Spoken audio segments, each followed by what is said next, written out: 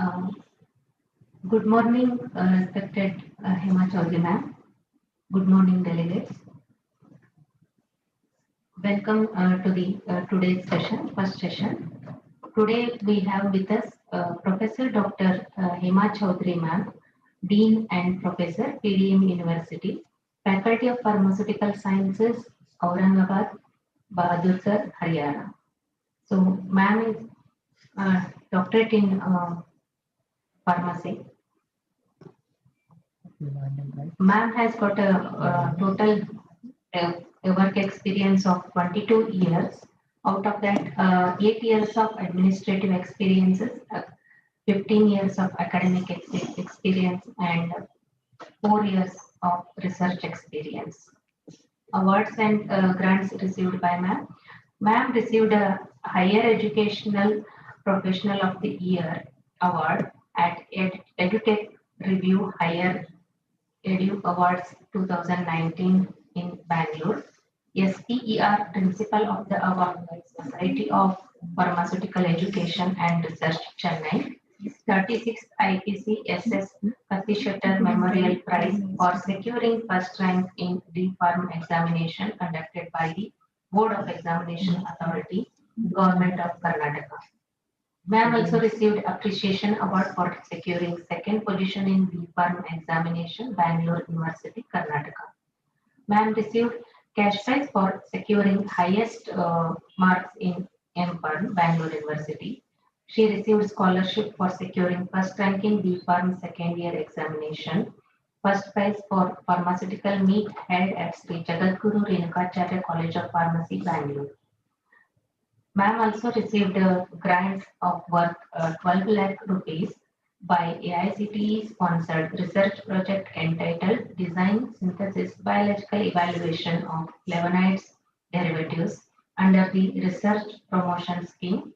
Then ma'am also received a grant of 13 lakh rupees AICTE sponsored research project entitled Synthesis Biological Evaluation and QSAR studies of novel urine derivatives under the Research Promotion Scheme.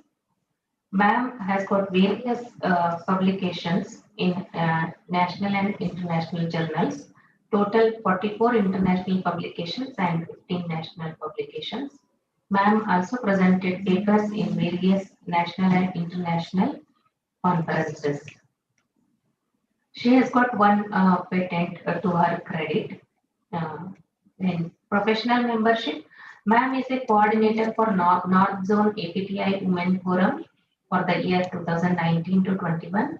Also, ma'am is a vice president for SPER Women Forum. She is the ex-vice president APTI Haryana chapter. She is a co-convener APTI Women's Forum Haryana chapter. She is also a life member of APTI as well as life member of Indian Pharmacists Graduates Association. Ma'am is a registered pharmacist for Delhi State Pharmacy Council. With this brief introduction, I welcome you, ma'am, for this session on my personal as from the KLE's College of Pharmacy. Today, ma'am is going to talk on revolutionary advancement in drug delivery systems. I would like to inform you, ma'am, only our delegates, registered delegates are joining from the Zoom link. Other faculties and few of students are joining offline, and all our students are joining this session from the YouTube link. With this, I once again welcome you, ma'am. Over to you. Thank you very much, Uma Madam, for a nice introduction. A very good morning to all. Today, I am here to present my topic, Revolutionary Advancements in Transdermal Drug Delivery Systems. Well, as Madam has already introduced, I hail from state of Delhi, and I am currently working as Dean, Faculty of Pharmaceutical Sciences, as well as Dean Students Welfare, PDM University.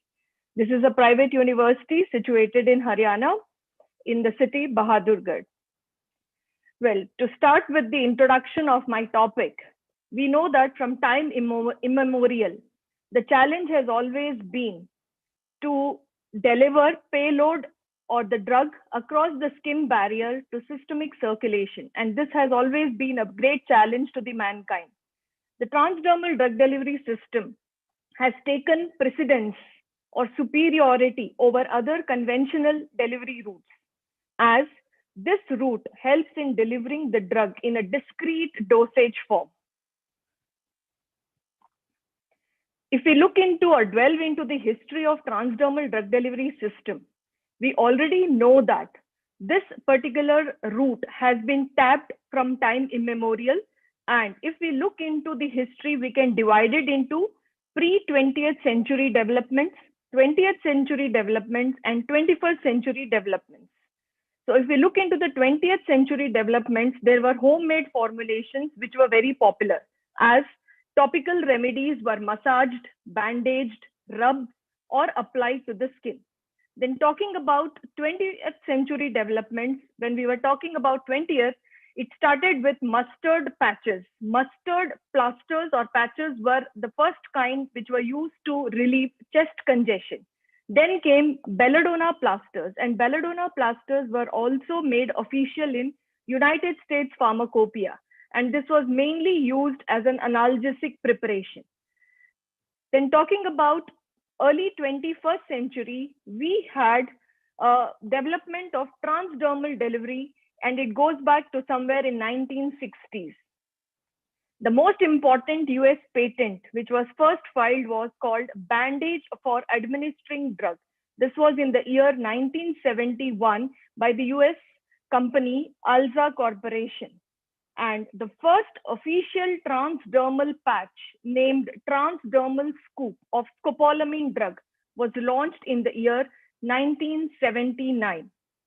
And this has been very important because this opened the gates for development. Now, prior to 1980, all these developments have occurred in the history, but there were little problems compared to other routes of administration.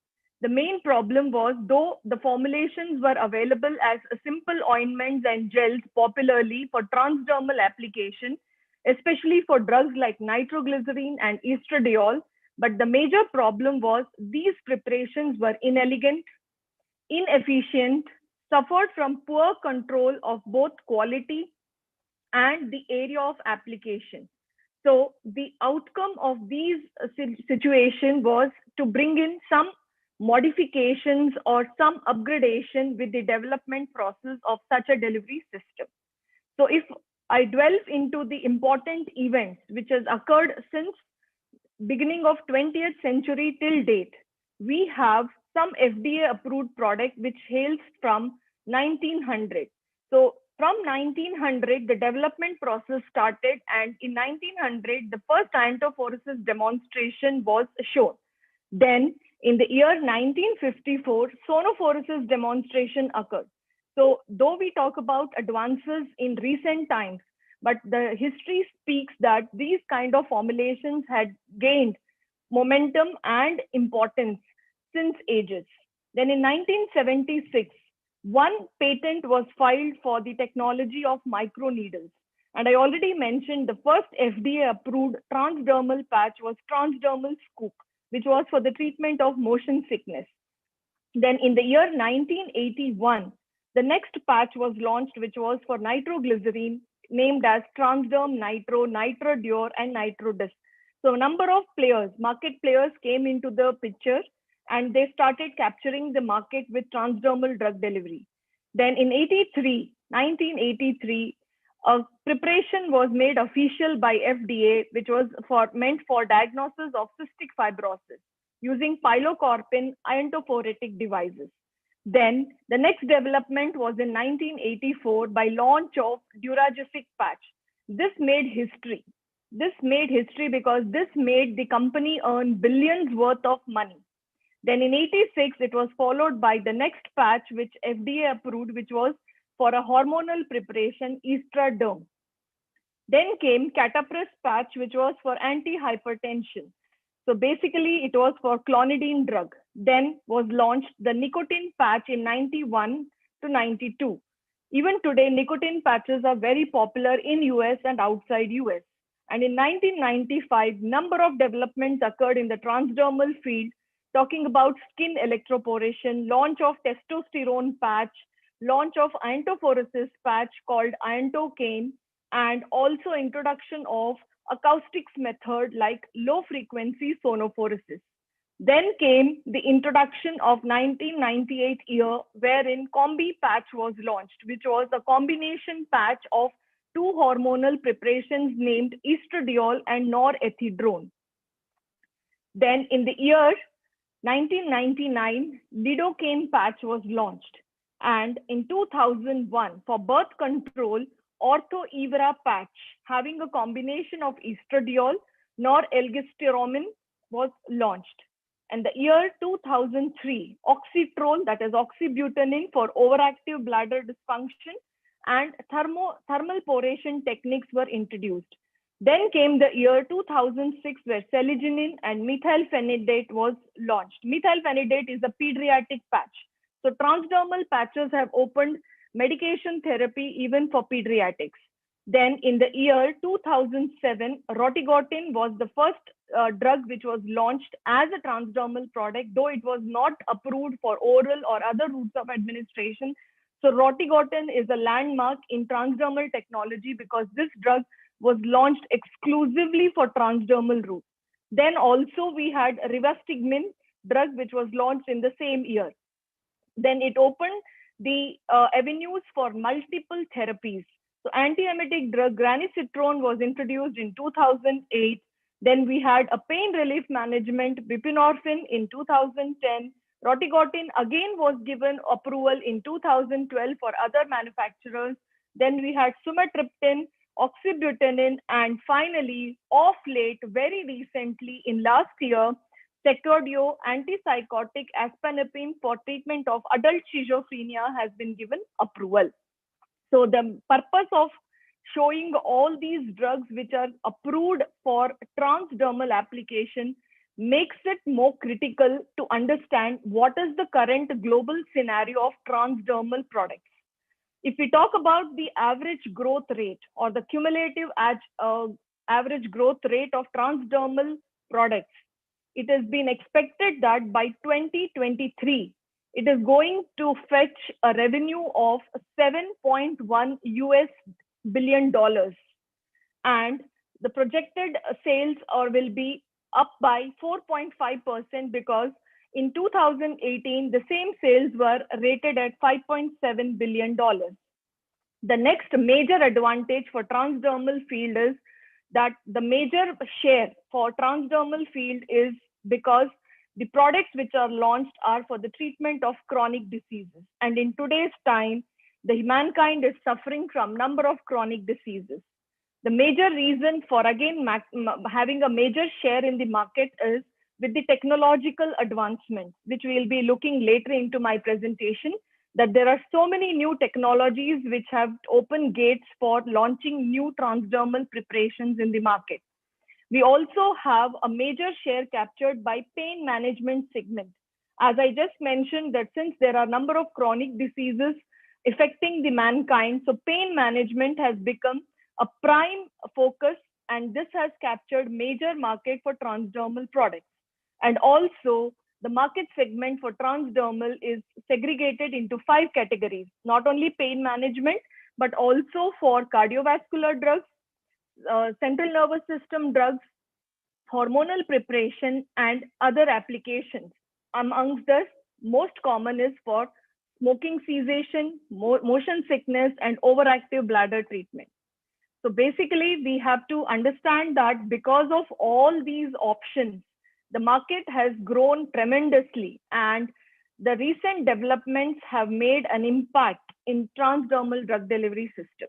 In order to understand much better what are the various factors which are going to help us understand the developments in this field, I would be talking on in my presentation under 3 main headings. One is the status quo of transdermal drug delivery system, that is what are its merits. The second, I would be focusing on challenges and the approaches which are available today to offer number of varieties of transdermal products, and finally the opportunities for further developments in near future. So if I talk about the status quo of transdermal drug delivery system, I would say that the first and foremost important aspect is effective control of blood levels. Now, this is very, very important for drugs which have narrow therapeutic index, especially drugs like nitroglycerin and fentanyl. The reason is, after a short lag time, these drugs will show desired plasma concentration and will maintain the plateau until we desire.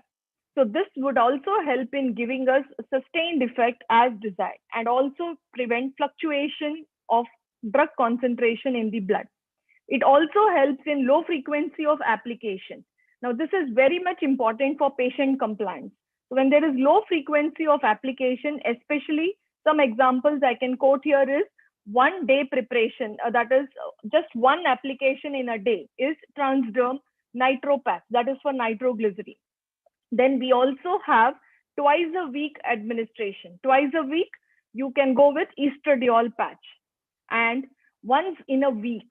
So 7 days, the control can be maintained by taking an example of a patch which is a steroidal preparation of levonorgestrel and estradiol. This is mainly called as by the brand name Climara. The reason for this is that estradiol has a very short biological half-life. So when we go with a combination therapy, it will really help in patient compliance, because this is for birth control management, and you can just ask the patient to apply the patch once in a week. Then the next status quo is circumvention of the first liver passage. So we have many drugs which have challenges that when administered orally would undergo first pass metabolism. So in this case, the best example is estradiol. Estradiol, though it is completely absorbed orally, but it undergoes first pass metabolism, and just 5% of drug is going to be bioavailable, which is not desirable. So in that context, you can shift to transdermal route, which would help in getting better bioavailability.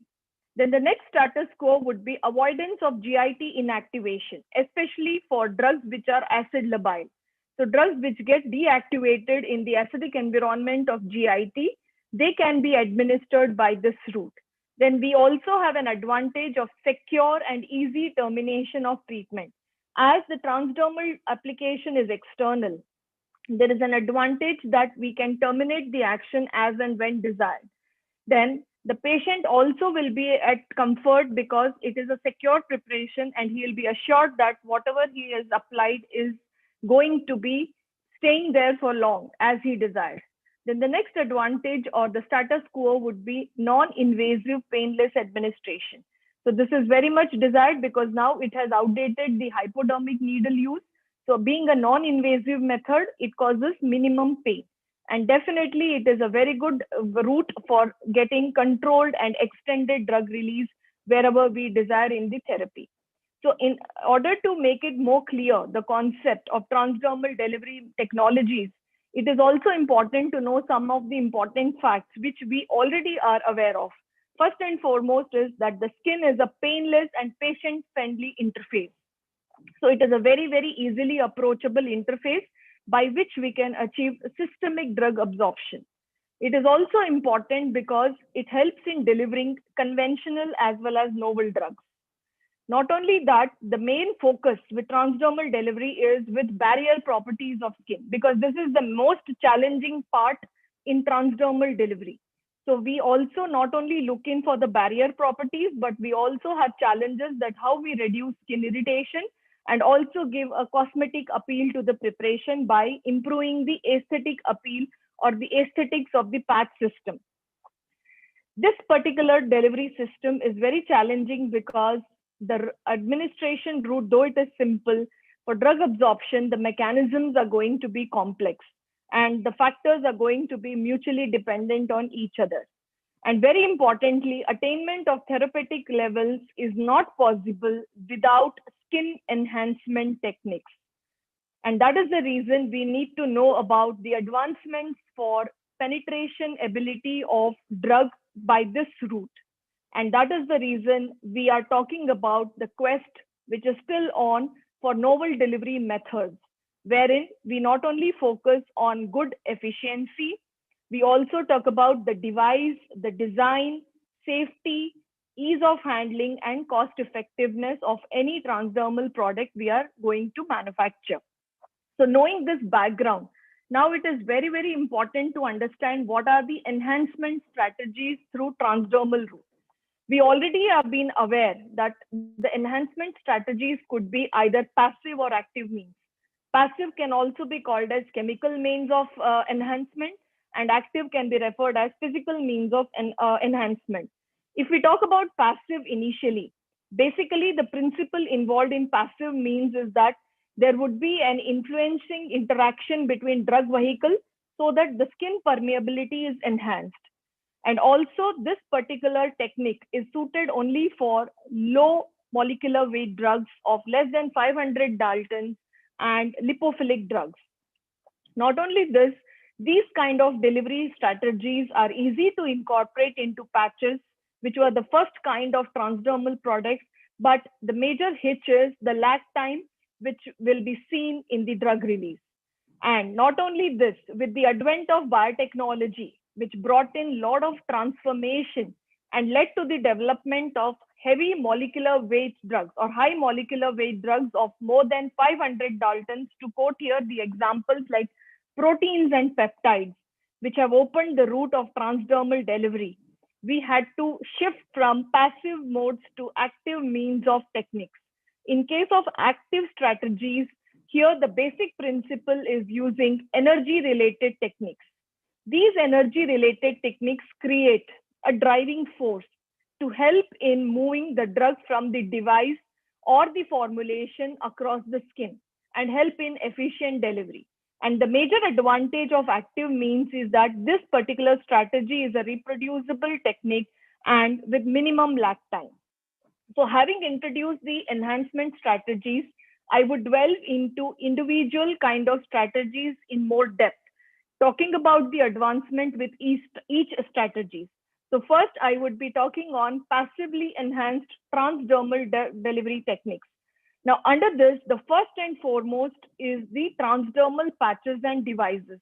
I'm not going to talk about the terminology, what I have mentioned, but just to give a flow and to give a right connect, I have just mentioned what are the kinds of techniques under transdermal patches and devices.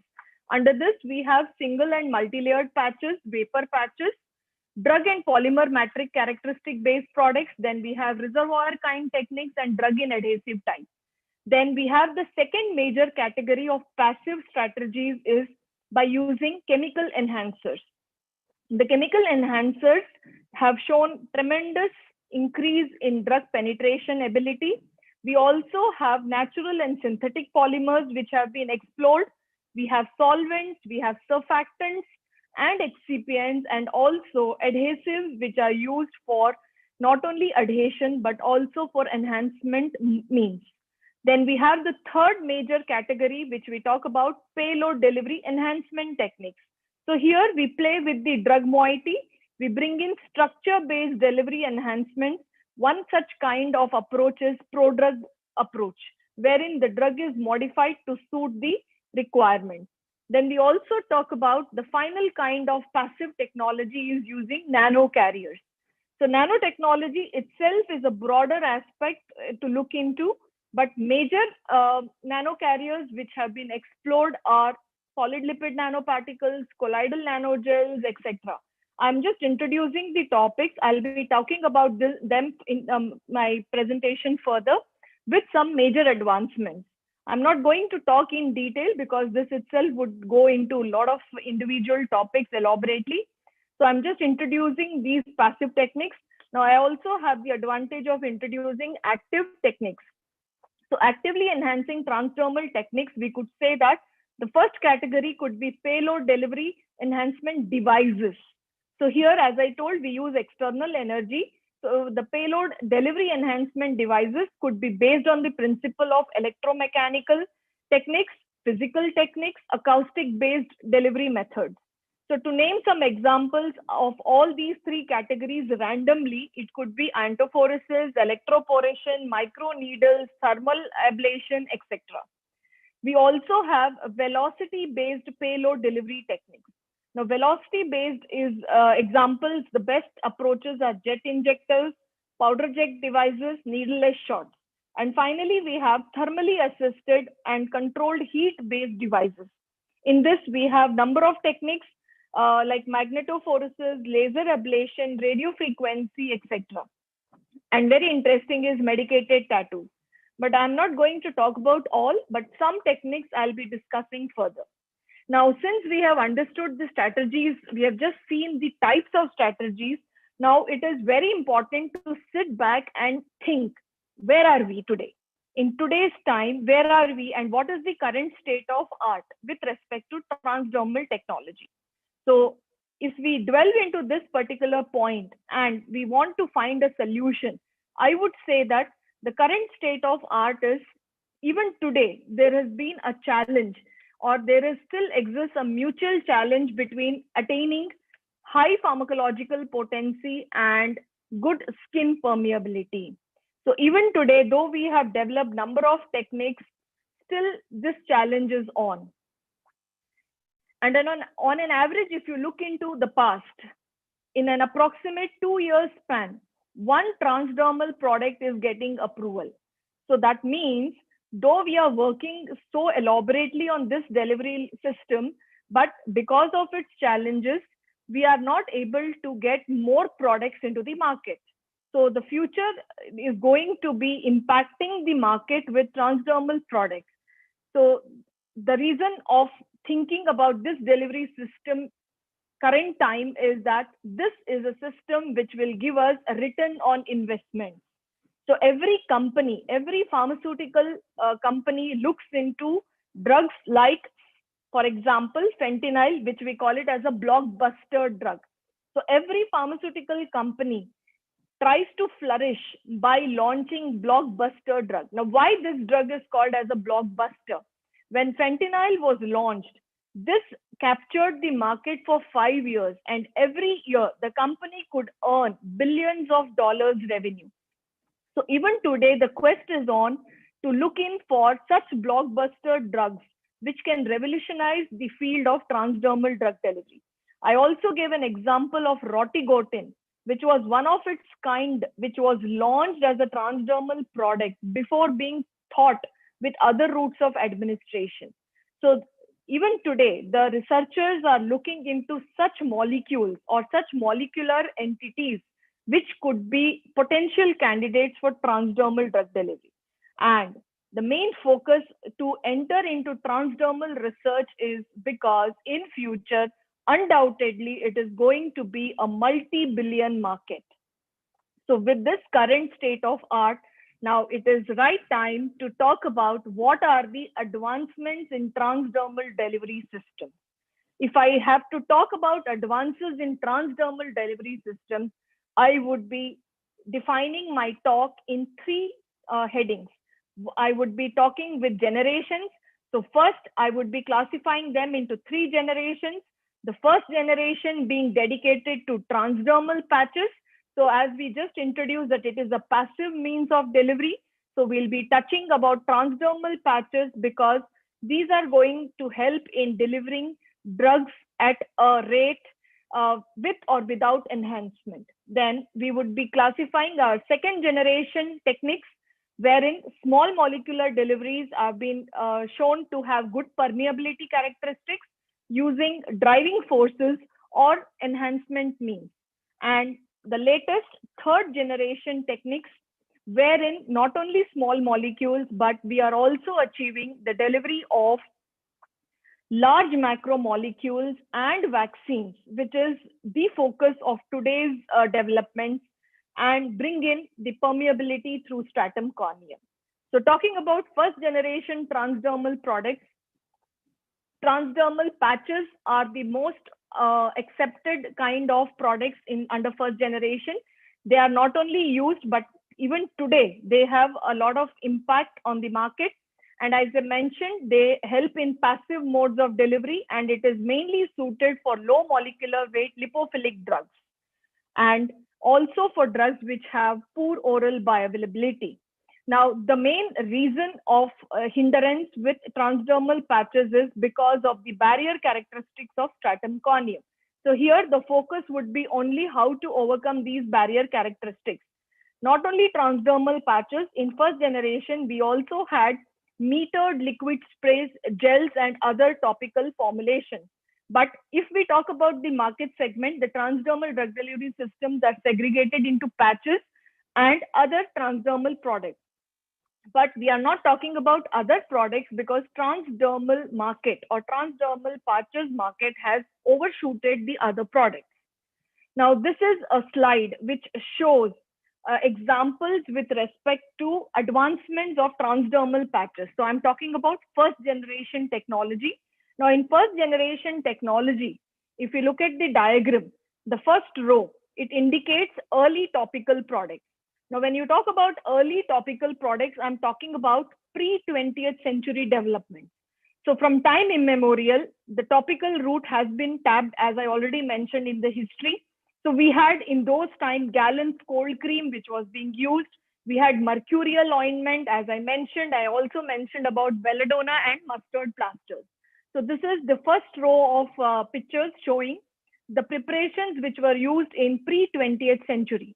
Then talking about in 20th century, the development with transdermal patches, not exactly patches, but yes, the introduction of patches occurred, wherein the first quantitative systemic delivery was achieved in 20th century. This is the second row of diagrammatic representation, which shows the first quantitative systemic delivery. We also ventured into individualized delivery system by use of nitroglycerin ointment. So individual could use it as per his requirement and convenience. So this we call it as individualized medicine. Then we had first introduction of patch, which we call it as passive technology based non-invasive patches. And not only that, it also brought in the introduction of controlled dosing of topical products. Previously, we were using invasive routes for getting controlled drug delivery attainment, but this was the first attainment through transdermal application that the controlled delivery was also attained. Then talking about the third row, that is in the early late 20th century, the development of technology went further with the launch of the first reservoir based transdermal patch. So these were passive non-invasive patches under which the reservoir technique was used. So as we already mentioned in my introductory slide of passive strategies, that reservoir technology is one such kind. Then came the introduction of matrix type patches and drug-in adhesive type patches. So though we talk about the late 20th century developments, but these advancements are also being tapped even today. Even today, we have blend of these techniques with more modern techniques and patches available in the market.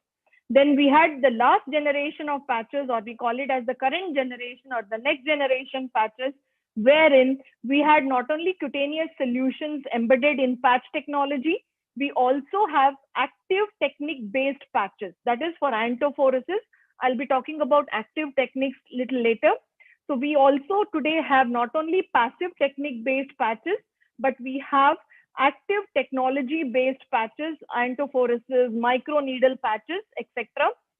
And we also have minimally invasive patches. So I just mentioned microneedle techniques have been used along with transdermal patch techniques. So now blend of active passive modes has been used to bring in more efficient drug delivery through transdermal route. So this is with regard to our first generation type of transdermal products, which I mentioned as transdermal patches. So talking about the next kind of generation, we have the second generation patches. Now, when we talk about the next generation or the second generation technology, the main key features are here we are talking about little enhancement technologies. So we are not only relying on passive means of movement, but also we are going to introduce enhancement of permeability by means of certain external agents, and we are expanding the scope of transdermal drugs. This particular generation has made transdermal applications more convenient by use of chemical enhancers, iontophoresis, and non-cavitational ultrasound. So basically, I'm putting these three categories of technologies in second generation. It is also not only helping in achieving increased drug delivery, crossing the stratum corneum, which is the main hurdle for transdermal route, and also taking care that it does not damage the deeper tissues. And this is not only suited for delivering small molecules effectively, but also for dermatological, cosmetic, and systemic application of molecular entities. And it also has one disadvantage, that it is not very impactful with the delivery of macromolecules, which is taken care by the next generation, which we call it as third generation transdermal delivery system. So before I go into third generation, I'll be justifying the techniques or the technologies of second generation. As I mentioned, here the permeability characteristics of drug are improved by using certain materials. Under that, first is use of chemical enhancers, or nowadays we have a new term, we call it as biochemical enhancers.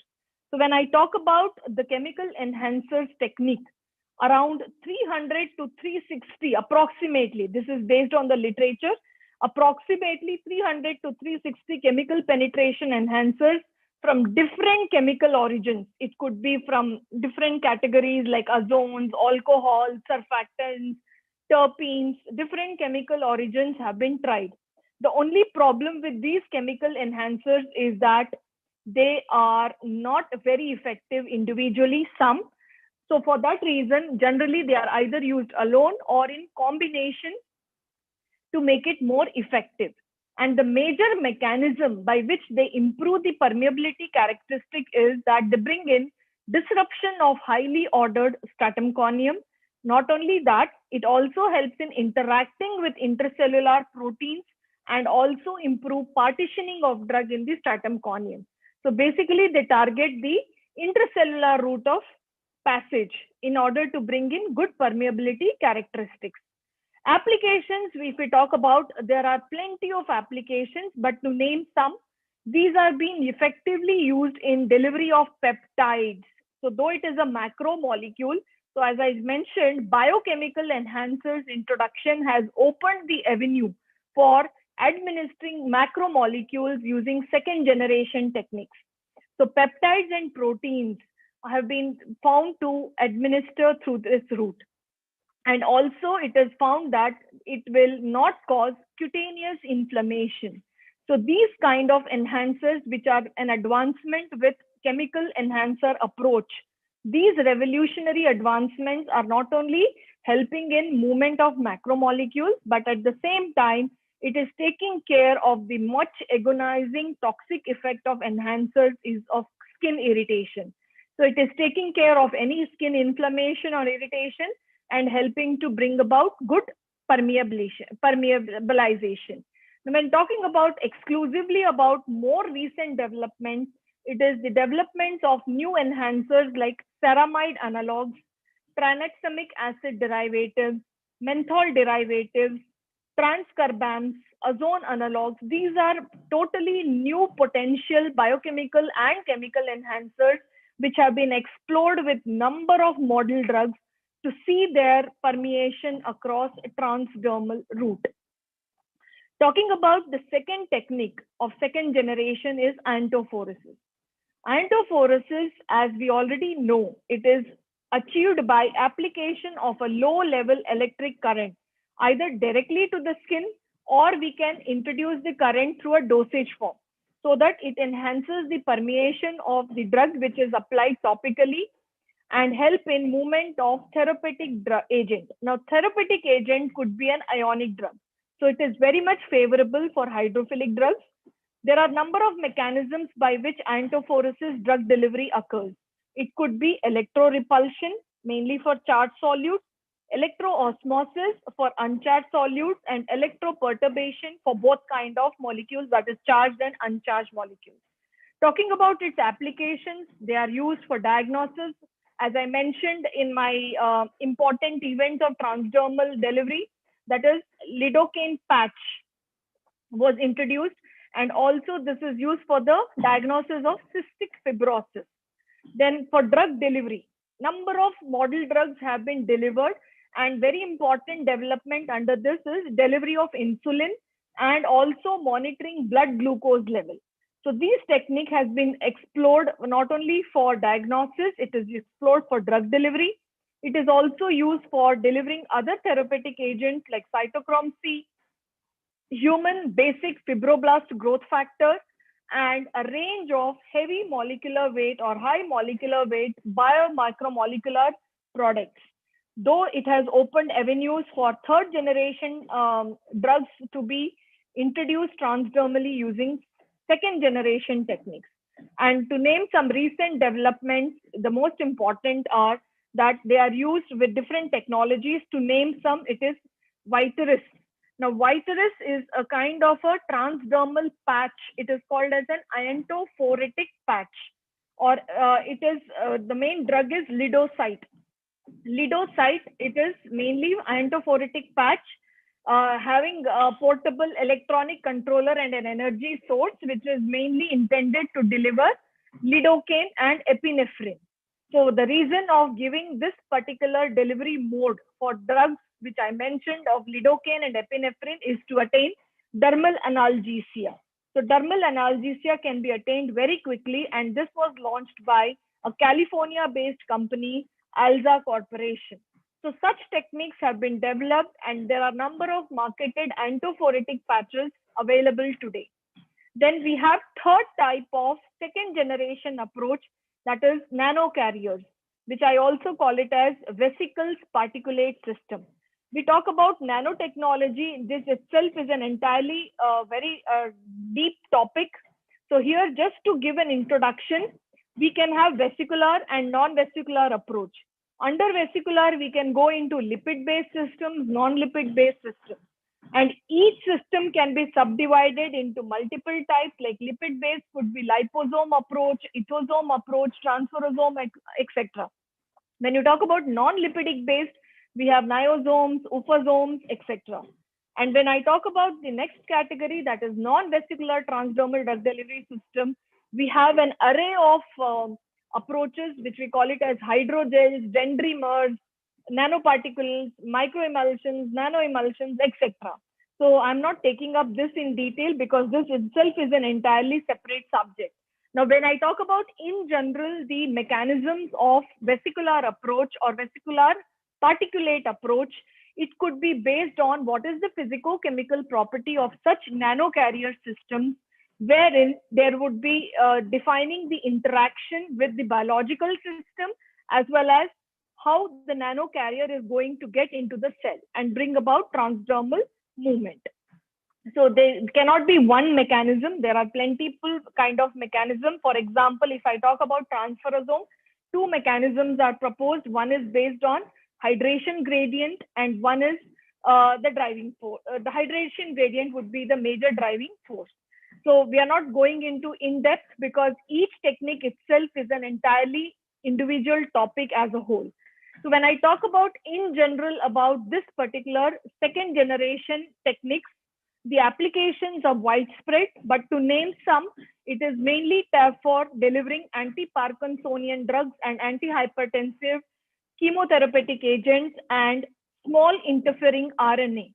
Now, small interfering RNA is very, very important in treating certain skin conditions like alopecia, allergic skin diseases. So basically by gene expression, it will bring about aberrant, whatever aberrant gene expression has happened, it will help in correcting them and help in giving help to the patient getting rid of such disorders.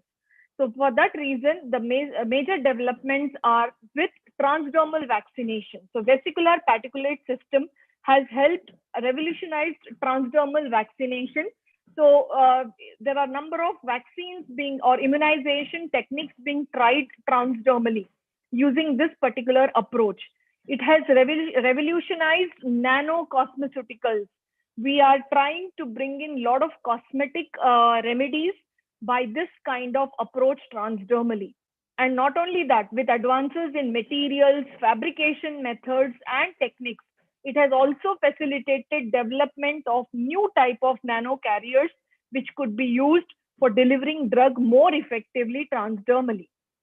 Talking about third generation transdermal delivery systems, as I mentioned, the main target or the mechanism is that it affects the stratum corneum, which is the main barrier. And once this barrier is opened, there is no limitation with movement of drug transdermally.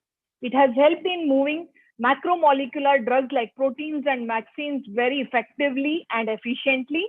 It has also helped in using novel chemical enhancer techniques in it: electroporation, cavitational ultrasound, microneedle, thermal ablation, and the list goes on.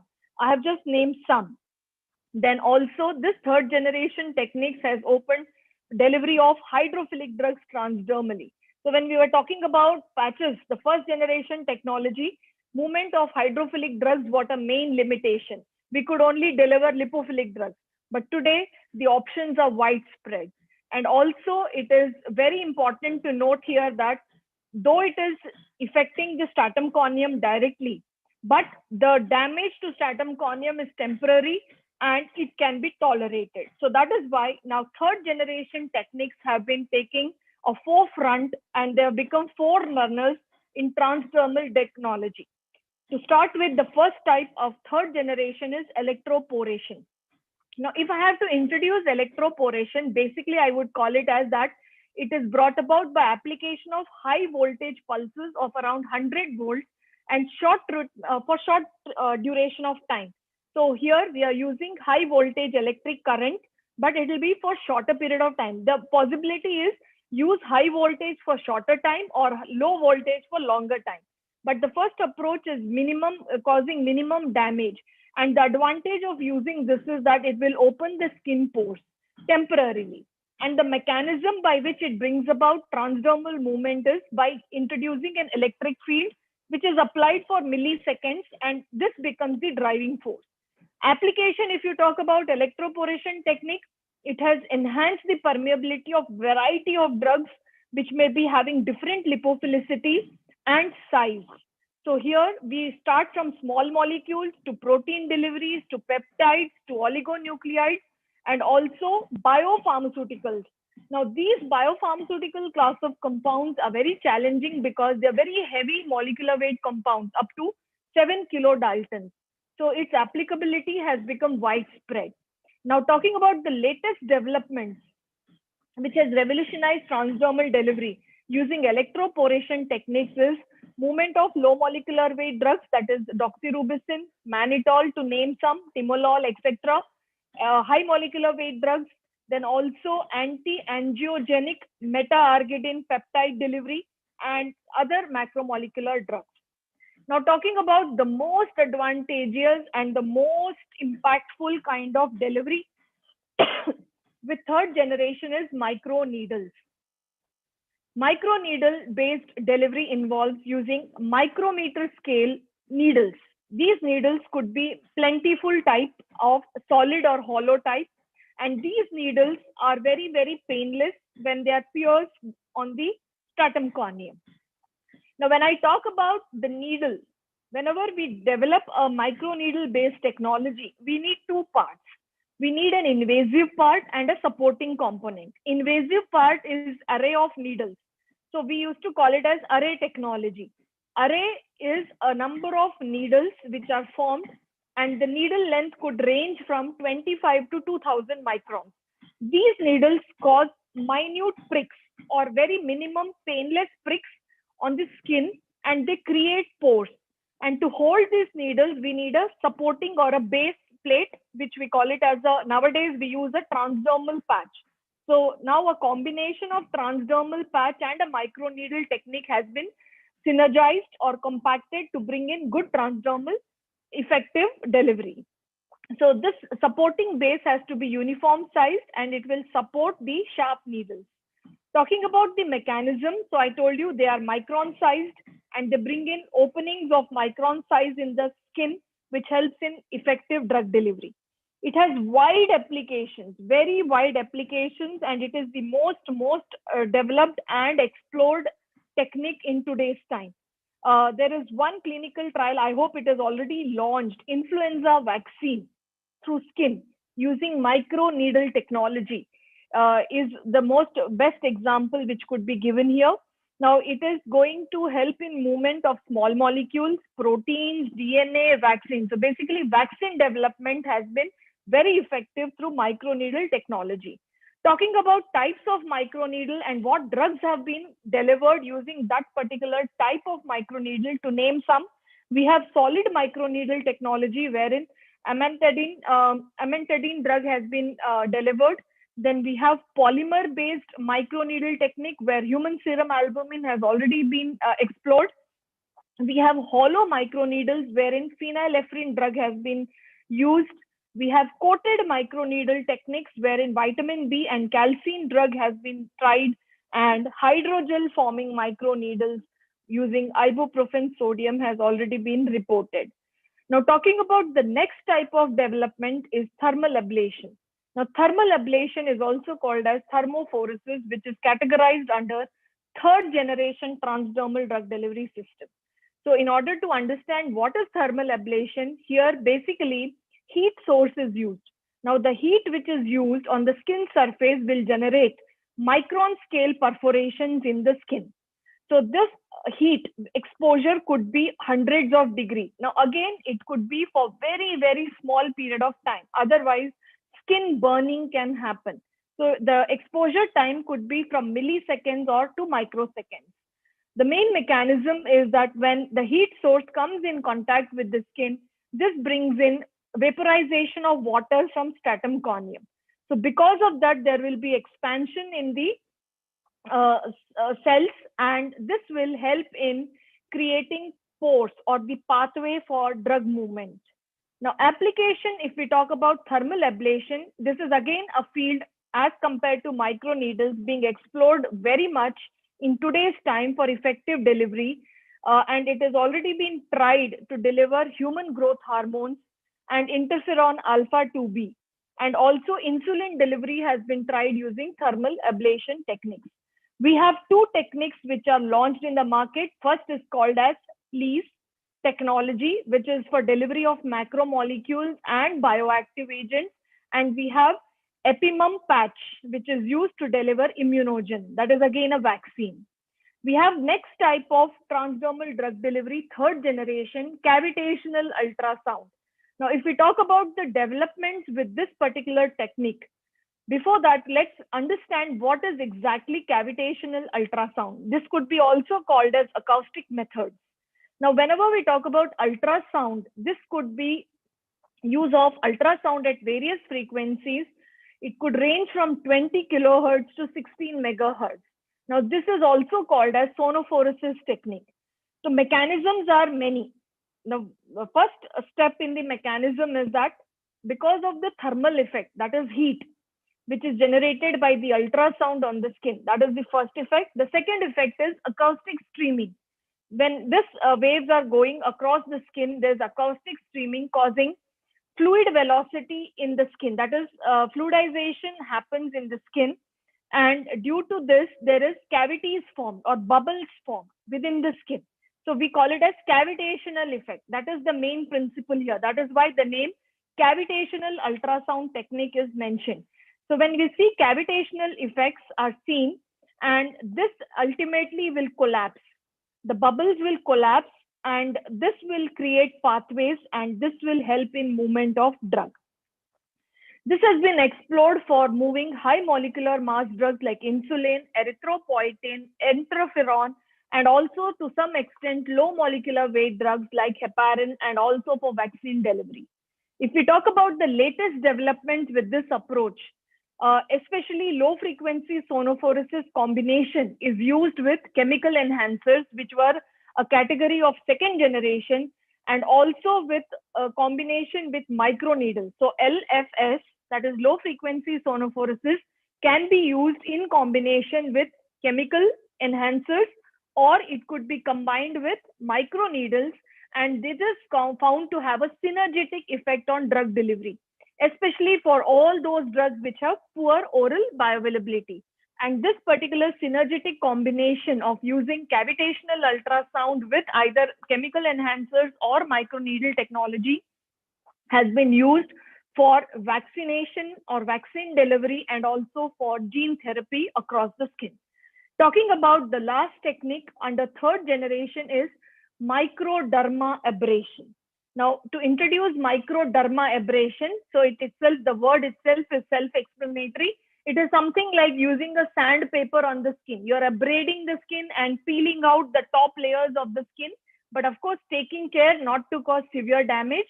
So basically, it is removal of stratum corneum barrier by abrasion means.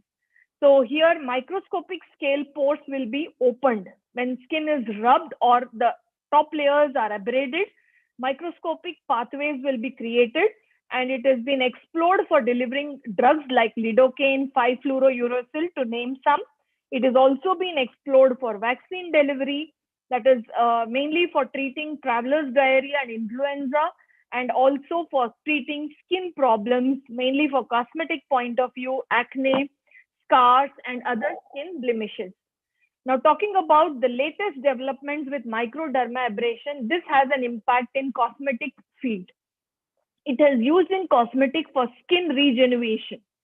So people who have a very conscious about their looks, who have scars, who have, kind of patches on their skin. So skin regeneration techniques can be brought in using microdermabrasion for permeation of water-soluble drugs and also for proteins. So this was the techniques under third generation. So these advancements have opened avenues of opportunities, which we are going to look into now. So as I had mentioned initially in my talk, that to understand the current state of art of transdermal drug delivery, I would be talking in my three categories. First was the status quo, second were the challenges and approaches, and now coming to the third part of my talk, that is opportunities with transdermal drug delivery. So when I talk about the opportunities which are available today and which are to be thought for the future, rising interest in transdermal vaccines. So as I've been talking about developments of vaccine delivery using number of third generation techniques, still this particular field is to be explored. So this is one opportunity which lies ahead, that anybody who is interested into working into transdermal field, this is a potential field wherein there is a challenge that how vaccines are introduced transdermally. The reason being because there is a gaining interest, because immunization can be effectively attained transdermally because of the dendritic cells in the skin. The next opportunity for exploring under transdermal field is working with transdermal patch designs. Now, transdermal patch designs, though it is of first generation type, but now it is used effectively and combined with new generation techniques and explored. So high throughput screening. So this has helped to make the field of exploring chemical enhancers effectively. And these chemical enhancers can be used with nanocarriers. Nanocarriers having chemical enhancers can be combined with transdermal patch designs. So this could be again an avenue which can be explored to develop or discover novel formulations for transdermal routes. And this is helping, this high throughput screening is helping to create a vast knowledge and also to help in rationally selecting the right candidate for the right purpose for the right delivery. So efficiency improvement and optimization of formulation can be attained, and transdermal patch design itself has now moved into a new domain wherein there is more techniques of materials, patch technology, which could be explored in combination or alone as such. Then we have impact of devices, development of devices. So electronic field has brought in a severe impact in helping use of reusable handheld antiphoretic devices or other thermal operated devices. So this has opened the avenues for personalized medicine. So when the device has been made portable, they have become very handy. So you will see them used by physiotherapists generally. They're very handy kind of equipment using the delivery system very effectively. So these devices not only are portable, reusable, and they are very easy to handle. They can be used with multiple techniques like ultrasound, electroporation, antiphoresis, thermal poration. So this itself is a separate field which can be taken into account, or a transdermal development along with electronics would give a very much high opening for working on transdermal devices. Then we have the impact of microelectronics on transdermal field. So microelectronics has brought in microfabrication option. So microfabrication would also help in making possibility of fabricating micron scale preparations. Like one example is micro scale needles. Nowadays, we are not only talking of micro needles, we have moved one step ahead working with nano needles. So from micro to nano, we have moved, and these nano needles are basically used as electrochemical probes, and they are used for number of purposes. They are not only used with respect to novel technique because they are very recently launched, but they are also used for targeting drug delivery of drugs transdermally. So this could also be one of the opportunities which could be explored. So having understood the entire talk of revolutions which have happened, which are occurring, and which are to occur in the future, it is very important to understand what were the status quo, strategies, and opportunities lying ahead of us. And based on that, I would like to conclude that when we talk about advances with transdermal delivery, it could be either with devices, the advancement could be with systems, it could be with technologies. Now, the advances which have occurred with devices, systems, technologies till date, many have been translated into marketed products. So market translation is very easy and possible with this kind of advancements in transdermal drug delivery. The development of patches, improved performed patches. Then we have fast and non-invasive infusion devices, use of ultrasound technology, that is, I just mentioned cavitational ultrasound or acoustics, laser techniques, thermal methods, 3D printing of transdermal devices, micro needles, nano needles have brought in a severe revolution or an impactful revolution with skin delivery. Now the focus or the rapid progress is towards commercialization, because the most important thing is what is prepared should reach to the masses. So when we talk about commercialization of advanced transdermal patches, the focus is on that: skin-based immunomodulations, contact dermatitis, allergy control, and hydrogel-fused transdermal patches. So a lot of work is towards commercializing these techniques. So definitely the prevalence of chronic diseases has outshooted the current times, including the current pandemic of corona. So definitely vaccine advancements and self-administration of drugs would be our long-time treatment goals and our future of transdermal technology. And definitely these would be the thrust areas for further development. So I would like to conclude my talk with the learning outcomes of whatever I have spoken. I have spoken with respect to the developmental perspective, why we need to delve into transdermal delivery. I spoke about history. What is the history of transdermal drug delivery system? I also spoke about the important events which have occurred and the global market of transdermal systems, the status quo or the facts of transdermal systems, introduction and mention of some enhancement techniques with its developments, then the current state of art of transdermal drug delivery systems, advancements and opportunities in transdermal delivery systems, and definitely the final and foremost, the conclusion of my talk. Thank you very much. I would like to conclude by mentioning that the past and present have much to tell us about the future, and definitely the future will tell us much about the past. Thank you so much.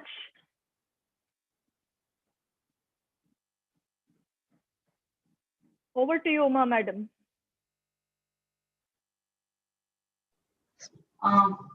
Indeed, it's been a very interesting session, the complete insight of transdermal drug delivery system. And there are a few questions in the comment box which we will address. We will read you the question which you can answer to. Yes, madam.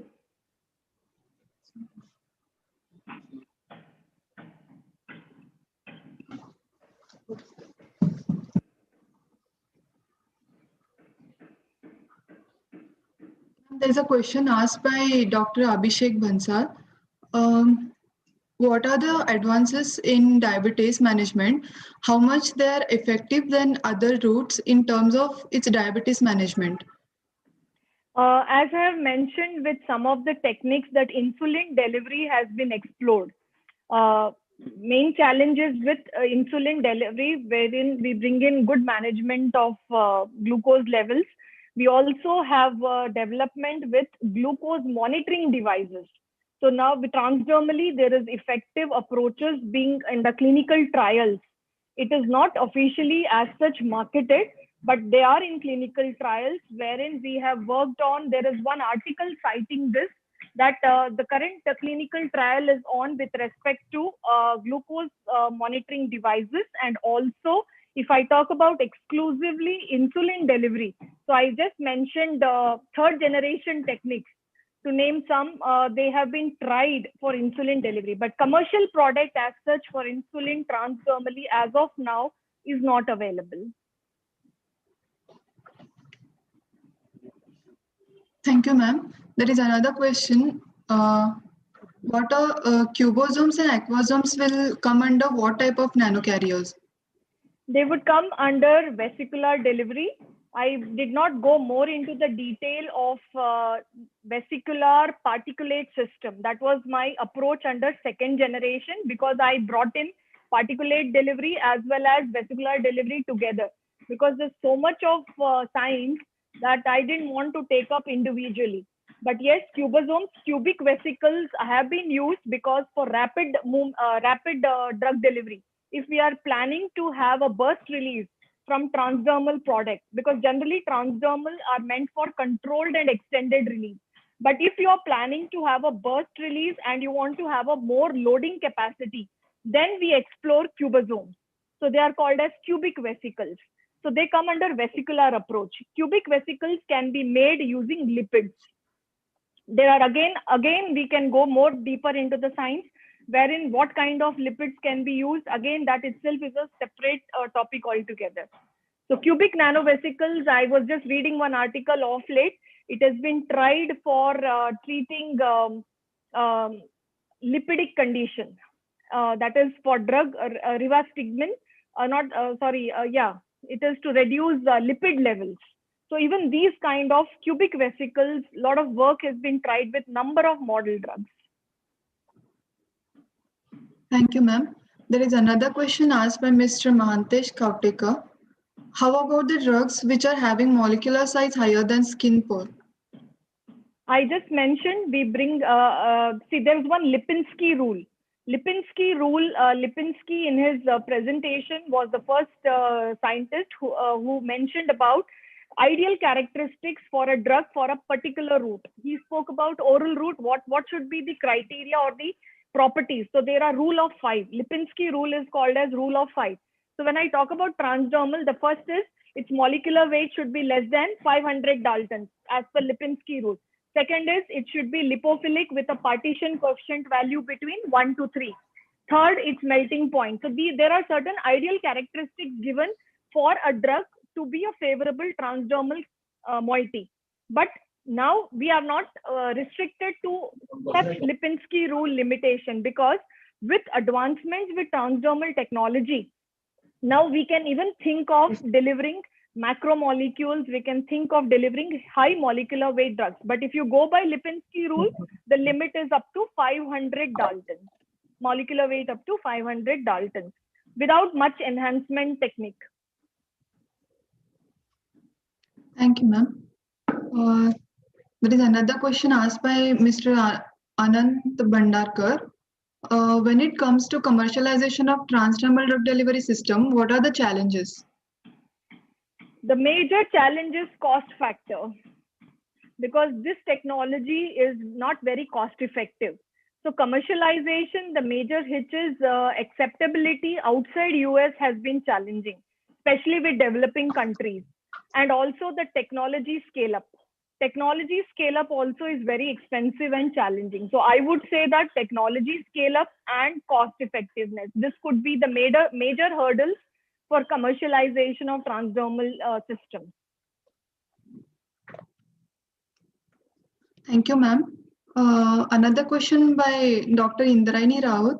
Ma'am, what are the biomedical applications of microneedles? Biomedicals, I have not gone very deep into this field, but I could only say that, Madam, can you repeat in the delivery of? Ma'am, what are the biomedical applications of microneedles? Madam, I am sorry because I have not gone much into the depth of this topic. I have just browsed the articles with reference to the technological advancements. So if I talk about biomedical applications, I think I may not be able to speak much on it. So I'm sorry with this regard. Thank you, ma'am.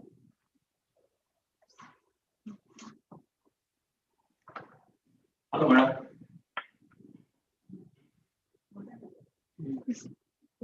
Hello.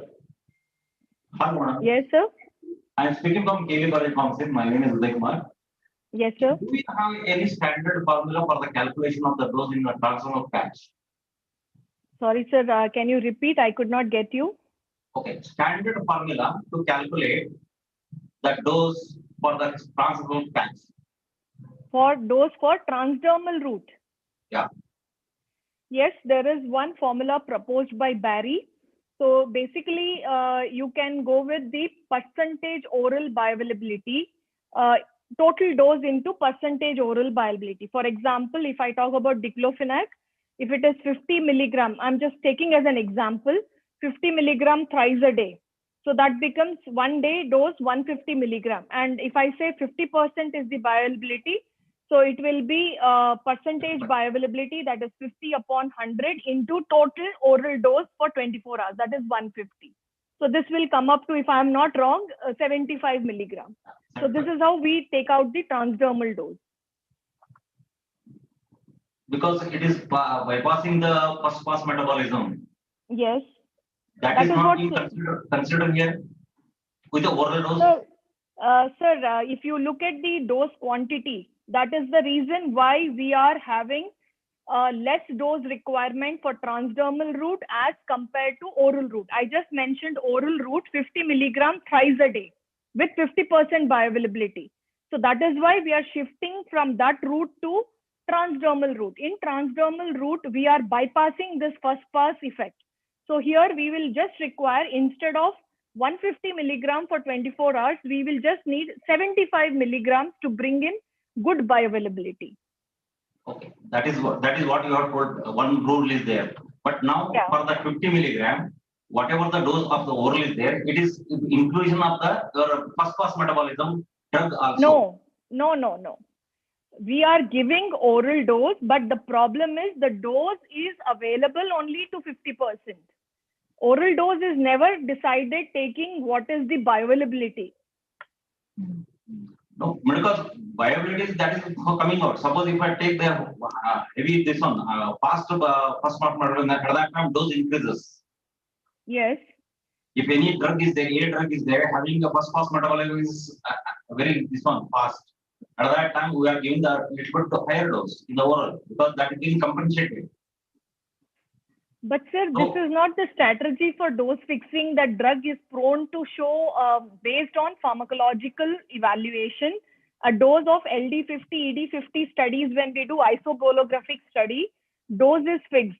Dose is never fixed based on its first pass effect. I think as far as I know, dose is never fixed based on its first pass metabolism or not. No, is there any formula? Okay, that is there. Is there any formula from the calculation of the minimum effective concentration? Sir, I'm not aware of it, but as far as I know, it is isobolographic study fixes the effective dose, that is therapeutic dose of a drug. And from therapeutic dose, transdermal is based on its percentage oral bioavailability with respect to its total dose for a particular period of time. This is what I have understood. This dose calculation is accepted by any regulatory authority? Regulatory authorities, no, but yes, scientific literature has been supporting it. So when we go for FDA approvals, I don't think any limitation. We have to prove it. Suppose So if the when we dose get the, yes, definitely. But as far as the FDA document, what I've seen with some patches, I have not seen that they're talking about dose calculation. Because dose calculation part is taking into account these characteristics and then we get the approval. Exactly going much deeper into that fundamental level, what you're asking me, that what is the formula, I think I'm not much aware. But as far as I know, this transdermal dose literature, it's been available in plenty full of articles. See, we are not very active researchers. We are academicians. We talk more of all theoretical literature.